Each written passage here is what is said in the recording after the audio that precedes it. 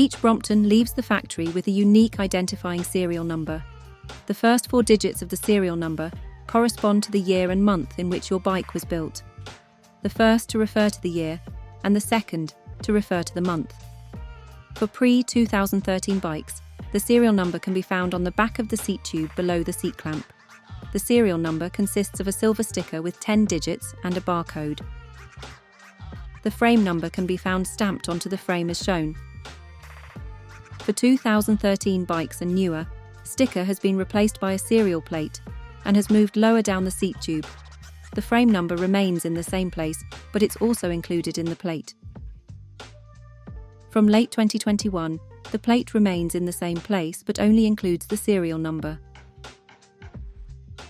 The frame number can be found stamped onto the frame as shown. For T-line bikes, the serial plate can be found in the same place, but the frame number is on the lower part of the main frame opposite to the crankset. On Brompton electric bikes powered by the Emotique system, the serial plate can be found on the non-drive side of the seat tube.